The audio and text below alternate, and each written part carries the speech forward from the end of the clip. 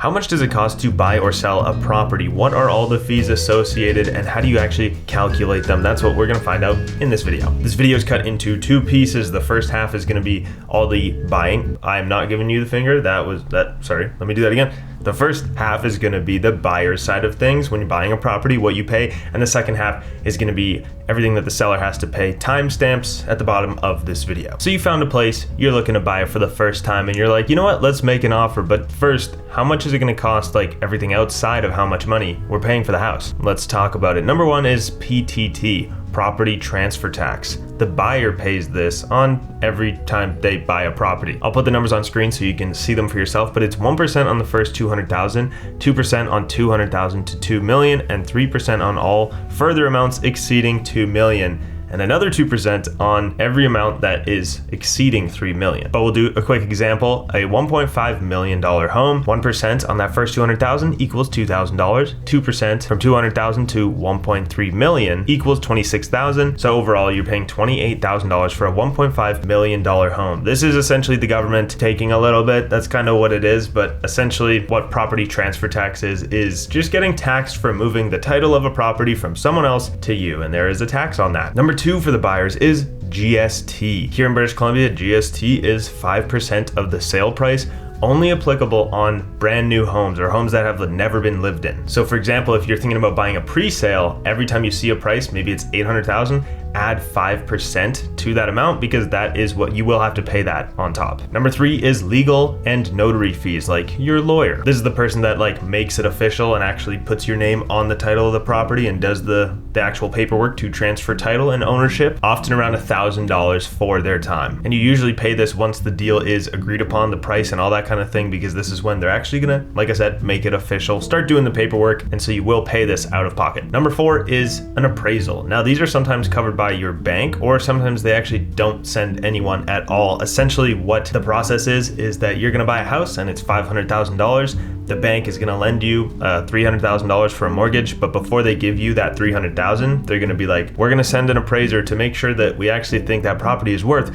$500,000. Otherwise, we don't want to lend you that money. Like I said, sometimes your lender will actually just cover it and send someone. Other times you might have to pay for an appraisal, which can come to around $500. Number five are the inspections. Now, sometimes you get multiple inspections done on a property you want to buy. Sometimes you don't get any. And if you don't know how subjects work within a real estate offer, ask your realtor about it or book a meeting with us, send an email to us below and we'll definitely help out because it's a very important part of making an offer and contracts. Essentially, having an inspection done can be a subject in the contract because if you don't like what the inspector finds, you can say, all right, I'm not gonna buy it anymore, I'm backing out. So that technically makes an offer a little less competitive when you have an inspection clause in there. The bigger the house or the apartment, they can, cost more because it takes more of the inspector's time. We just did one the other day on an apartment building, a large one in downtown Vancouver, and it was around $700 for the 700 square foot unit in that building. On average, I'd say that's about right, $700. Number six as a buyer is your realtor, which actually doesn't really count. It doesn't become part of this list because when a seller sells a house, they actually pay for both the agents. So as a buyer, you're not actually paying your realtor for anything. They're just coming along for the journey and answering questions. And then they get paid obviously in the end for their time just by the seller of the house. How much? Well, we'll get to that in a second. So conclusion for a buyer, those are the 5 things you want to keep in mind. You can add them up. Most of them you can add up ahead of time if you have your general budget in mind. Depends on if you get an inspection done, if you need an appraisal. And also do keep in mind there are other fees associated with owning. These are just the ones that are right at the start. So when you now own the property, then there's going to be strata fees, utilities, sometimes mortgage insurance. And again, we have other videos on the channel if you want to check those out, but those are the main 5 that we just covered when you're a buyer. And now on to selling. So you've decided to sell your home. Hopefully it's with us so we can sell it right away.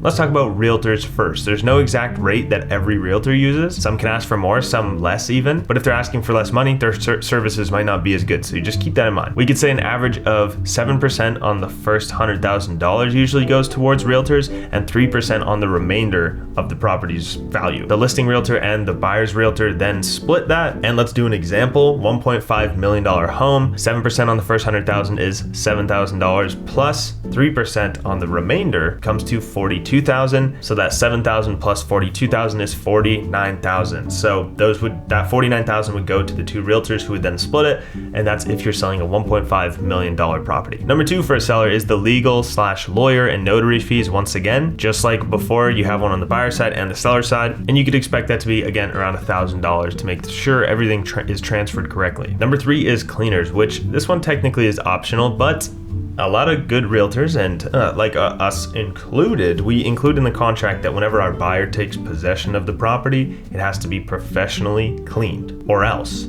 I don't put or else. Well, actually I do put or else in the contract because it says or else you'll give us money so we can actually get it professionally clean. No one wants to buy a new house and then it's dirty. So if you're selling, you don't really technically have to clean it unless it says in the contract, but most people do put it in there. So most of the time you are gonna have to get your place professionally cleaned once your stuff is out before the new people move in.